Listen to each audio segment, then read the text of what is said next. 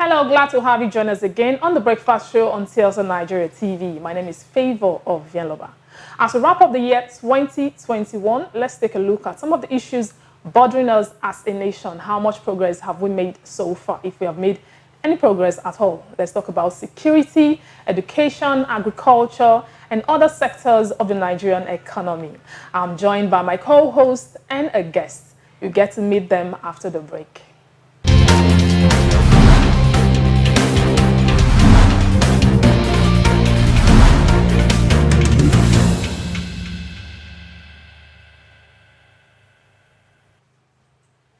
Welcome back. Today on Matters on Ground, we're looking at Nigeria review of the year 2021. I'm joined by my co-host Osasoge Ibiayi and a guest. Our guest is a media personality and a regular on the show. Please join me welcome Mr. Kelly Otoide. Thank you for joining us. Thank you very much for having me. Good morning, Mr. Thank you. Merry Christmas. Merry Christmas. How was the Christmas for you? It was fine. I had fun. Even though the price of commodities seems to be on the high side, but hey, it was fine, not the same. I mean, just imagine. Little more like upcoming chicken, if I should use that. We went for as high as 10,000 naira. So, but hey, it was fine. We still in some places, it was even sold for 17,000 naira, and I was shocked. Imagine. So the upcoming chicken for me. I will like. All right, and now we have more issues to deal with, moving to 2022. All right, let's look at, take a review of the year 2021 as a nation, Nigeria. How far have we made, progress? If we've made any progress at all, like I said earlier. Now let's talk about security, which is a major issue, Boko Haram. Let's talk about electricity. Now we supply electricity to other countries, and yet we do not have electricity. Talk about the petroleum industry bill, that is just there waiting, hanging, unemployment rates. Let's just look at everything in total. What has the year been for you? Well, a whole lot did play out, this outgoing year, 2021. And in terms of speed, one would say it's more like a snail-like speed. So it's not something commendable. It's really nothing to write home about. But let's start with security. If a nation wants to prosper, then it's very important or expedient that they put into consideration their security, right? It should be top-notch. In the area of security, one would say it hasn't really, got better compared to where we're coming from, actually. Some would even argue that it has even come worse. I mean, when you put, let's say, go back to the last administration, fine. Those who support the government will tell you, during the last administration, we do have bombings, in different parts of the country, Abuja, the federal capital, Jos, Plateau, Kano, Kaduna, and right now it seems those issues, those bombings, they barely would happen currently. Yeah. But it seems we have a new face as to our insecurity right now. Before now, we barely would hear anything as to banditry, kidnapping. It's fine, they do happen, but it's kind of low compared to what we have now. For instance, the issue of banditry, it seems to be the norms right now in the northwest. States like Kaduna, Kano states, Zamfara. It's more like a spot for bandits to thrive. I think the last time, there was this talk, this push that they are declared as a terrorist organization, that it doesn't make sense. You keep, treating these guys as mere criminals. These are terrorists. They should be declared as terrorists. Thank goodness a court did, give that approval, and we're waiting for the government to do the needful. But away from declaring this group as terrorists, as to going after them, it's fine. They would say it's just a name. But then again, they are terrorist organizations. Yeah. Let's assume so. That's what they are, okay? What is the government doing to curtail their menace? Because as we speak, fine, you could say some of us outside these regions, we are not experiencing issues of banditry. And probably what we have is a different phase of insecurity. Yeah. But over there is really nothing good at all, whereby bandits, they've taken over. Now, if you come down to the south, you're talking about kidnappings. In the southeast, it seems right now we're now having a new phase of insecurity over there. The security agencies would easily blame IPOB, would link them to the insecurity in those areas and all that. So when you look at the country in all, we've not really achieved much as to the fight against insecurity. Now, I listened to a group, I think Muslim Rights Concern, MURIC, saying that we should rather blame past governments for the current security woes right now that we are facing or witnessing in the country, that we should instead blame Jonathan. They were so specific because they mentioned Jonathan, that Jonathan, as president, he failed to curtail the menace of Boko Haram. Rather, he probably did treat them like, with kid gloves and all that, more like using the carrot approach on Boko Haram, that if he had treated Boko Haram properly, give them what they deserve, probably it wouldn't have degenerated into what it is currently. Now, this Murik blaming Jonathan for the current insecurity, bedeviling our nation. And I asked myself, does it make sense that we keep, using or talking about the blame game? I thought we've gone past this issue of blaming past government, because if you check this government, when they came into power in 2015, they spent larger amounts of their time blaming past government. But it seems we're still here. So in terms of insecurity, or rather security of the nation, there's nothing that one would say, okay, there's a success. Fine, they did purchase, I think, 6 Tucano aircraft some months back. We took delivery of 6. And are they using it on these people? Are they giving the marching orders? The president did give marching order to, I think, the service chiefs to go hard on these terrorists. But then again, is it what we see in terms of, if you follow the news, if you're there monitoring the event, are they being treated the way they should be treated? Yes. So security-wise, I think we're still learning. We still have a lot to achieve. Currently, the country is not safe at all. Trust me, the country is not safe. If anyone tells you that the country is safe, then the person is just probably lying to you, just being so economical with the truth. Yes. We're not safe. The government, they've not done the needful in curtailing the menace of bandits, Boko Haram, the terrorists, kidnappings in the south. You also have issues of secessionist drive in the southeast, in the southwest. Yes. So these issues together not helping our nation, more like plaguing our nation into further security concerns, further insecurity. So I think going forward, more still need to be done. Government should do what they're supposed to do so that we curtail the menace of these agitators and what have you. Sorry to cut you short. Now, talking about governments coming in and doing the needful, we saw a report earlier from the presidency. The federal government has announced, should I say vowed, to try and at least put an end, a final end to Boko Haram, insurgency, ISWAP, and all of that menace before the end of his tenure in 2023. You talked about, in your review, you talked about pushing blames to the past governments. I know when we elected, after the elections, when President Muhammadu Buhari was elected, the first thing we heard was, there was going to be an end to insecurity, there was going to be an end to poverty, to hunger, and so many things. And we're still keeping our fingers crossed and waiting for those moments to come. But your federal government now has given us a reassurance that come 2022, before the end of his tenure in 2023, is going to make sure that they put an end to Boko Haram or whatever insurgency that is ravaging the country. How feasible do you think that is going to be? Well, they've always been reassuring us. This is not the first time. I mean, you said it when they came into power. When this current administration assumed duty in 2015, they did assure that they're going to put a stop to the issue of, insecurity. And I remember they did, transfer or ask the service chiefs to relocate to Maiduguri then. Probably would say in the first 2 months, something meaningful was achieved. But going forward, in terms of reassuring Nigerians, I think we should go past mere reassurance. Just reassuring us that we're going to secure the lives of the people. What are you doing on ground? Do you have the political will? Because sometimes, I mean, we've heard people accuse our service chief, not the service chief right now, security operatives of sabotage. That sometimes seems some of them, they're working with these terrorists, they're working with these bandits. So whenever information comes, they are very quick to, leak out this information to the bad guys, so to say. So I think it's not about you reassuring us. Do the job. When you do the job, Nigerians will know, they will say that, fine, you are doing the job.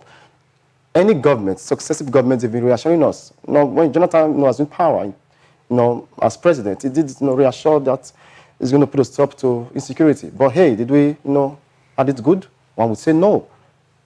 This current government did the same thing. So it's not about you reassuring us. Put modalities in place. Put things in place. Have the political will. to fight these terrorists. And they also did promise that they're going to bring names of those they suspect, of those behind, sponsorship or sponsoring these people. Have they done so? So these are some of the things that they should put in place. And you support in terms of the welfare of our officers, in terms of the welfare of our military personnel. They are in the forefront. They, battle these people, these bad guys. What are you doing? Their welfare, is it being considered? Do you consider their welfare?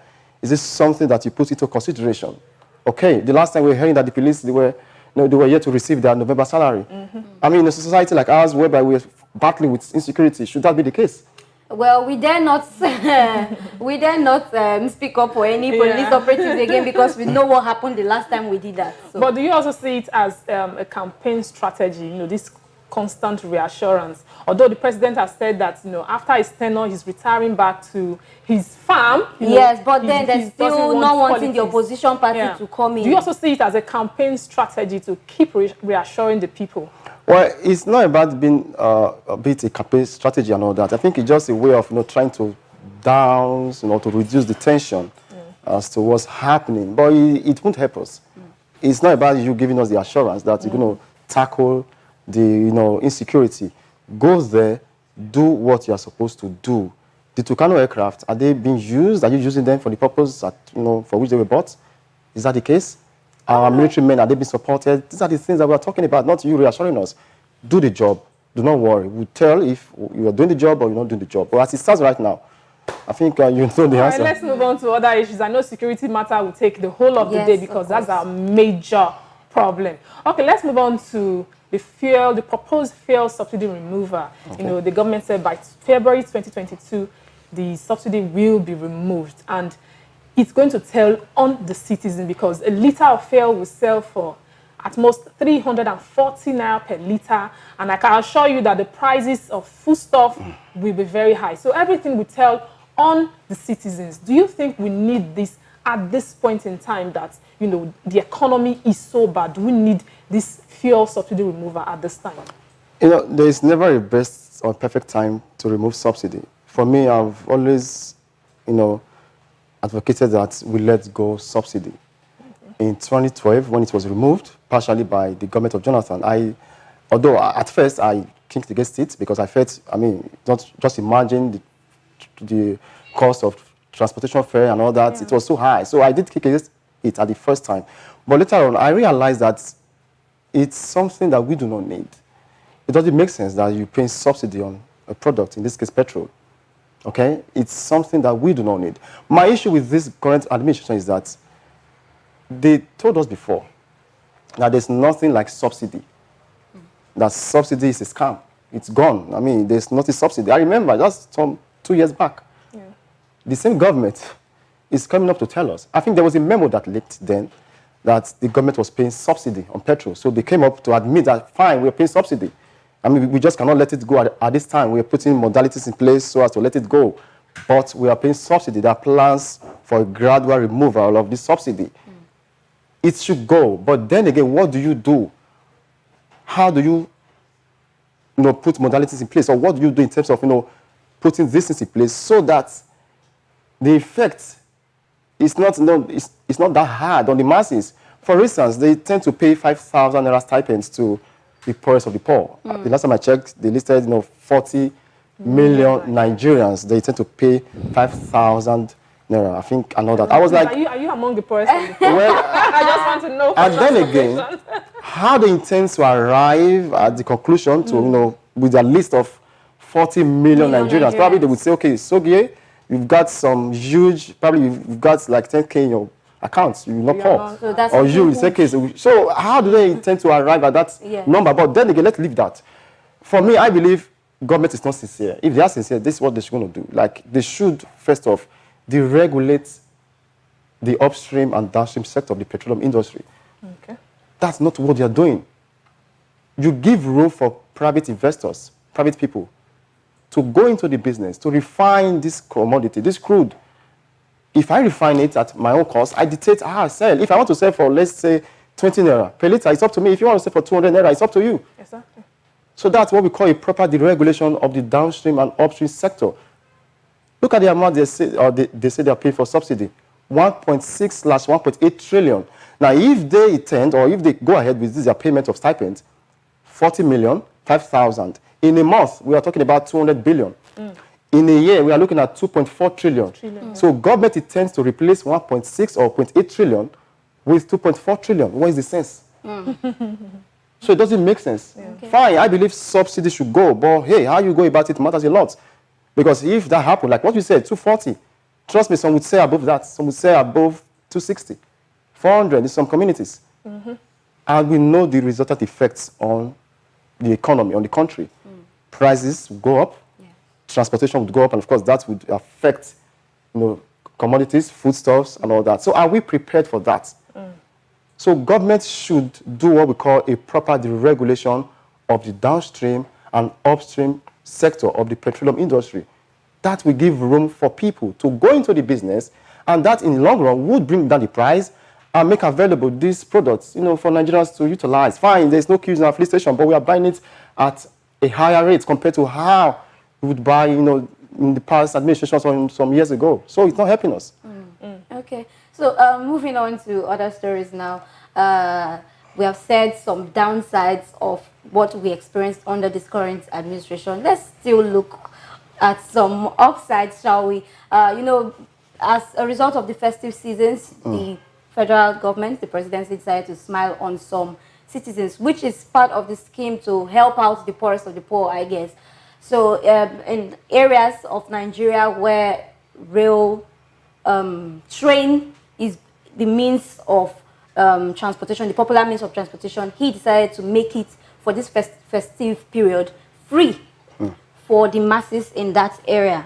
And now we have gotten reports that these same train drivers have gone ahead to extort the same people.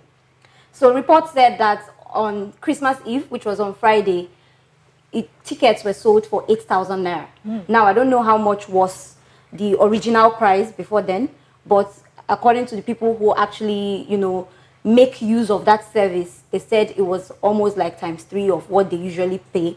So on Christmas Day, which was on Saturday, somebody also confirmed that he paid 12,000 naira to purchase the same ticket that was sold for 8,000 naira the previous day. The question here now is, who is to blame? Our government is bad. Our government is bad. They are not helping out the masses. The government has said, do not take money from these people. But you're still taking money. So who do we blame? The government, or are there just Nigerians that are just stubborn and ugly and wicked? We shouldn't crave for a workable system in a society dominated by corrupt people. We are our problem. Okay. Nigerians, we are the problem. Government came up to say, okay, this ride should be free, at least for this period, to celebrate Christmas and New Year. But then again, you had people go behind to sell these tickets. And that same man would tomorrow call on the president to blame Buhari or to blame the governor. Oh, things are not working, but you forget that you have a role to play. But so do you think it was just, the order was just given on paper and was not enforced? Because if you're saying, let this train ride be free, are you sure they provided maybe fuel and other things, for this train to move? You can't just say, let it be free, and there's no, these people, they have to buy fuel. And then again, apart from providing fuel, the reason why I'm still going to blame the government as opposed to what you just said, if you're telling me that these people don't take money from them, and there is no follow-up, I know that there will be no follow-up, there will be nobody assigned to monitor me or question me, I will do whatever I If the person assigned to monitor or question you is in charge of the looting, probably is the one to issue the directive to collect this money, what do you do? So I said it's a systemic failure. We are the ones that make up these systems. Nigerians are there in these areas. It's not the US citizens. We have Nigerians there. Okay, now the same train ride that ought to be free. It was free from Ibadan to Lagos. It was a free ride. The only places where you have issues was, I think, the Idu boarding center at Abuja. So it tells you that some persons wanted this thing to work, while some were bent at ensuring that they milk the populace, the masses. So it's just us as a people. People take advantage of the little things or opportunities they've got.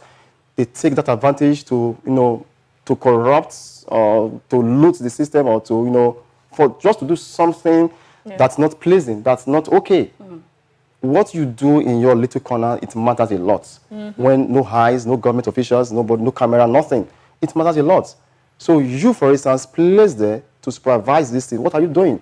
Are you closing eyes to these things going on? Do you expect the president or the minister of transportation, Amechi, to go there and implement these directives? It's us, the people. So we are our own problems. So we should fix the country. So I would rather blame Nigerians, those in charge, and not everything we blame the government. It's our role to play. We have a role to play. Wrapping up the show quickly now. So moving forward to 2022, what are your hopes, your final thoughts on what you expect to see for Nigeria? Better things you expect to see? Well, one person is always optimistic. I hope the best for the country. But then again, I think we should do our best as a people, as governments, live to your promises. Whatever things that you did promise to people, try to live by them, try to implement these promises. If something you cannot do, do not even come up with those promises in the first place. You did promise us change. You promised us, 5,000 stipends, not for the subsidy removal. This was something else. We saw nothing. So whatever it is that government is coming up with, they should try to implement whatever it is that they are assuring or promising Nigerians. Okay, going forward, I hope for the best for this country. We are looking towards the general election of 2023. I just hope that the youths, they come up with something credible, something tangible, something that we can actually hold to say, okay, fine, the country, there's still hope for us as a nation. Okay, thank you. Thank you for joining us today again, Mr. Kelly. Thank you. Yeah, you've heard from our guests today. We all have our roles to play. As Nigerians, do your best. And as the government, please hold on to your promises. We are really, really counting on you to do that. Thank you for joining and being a part of our breakfast show this morning. Do also subscribe to our YouTube channel if you haven't done so yet. And follow us across socials at TSLNIGERIA TV on Instagram and Facebook. My name is Osasoge IBA. Do have a lovely rest of the day. Stay connected to TSL Nigeria and get updates on the go all day, every day. Subscribe to our YouTube channel on TSL Nigeria Space TV and join our online family.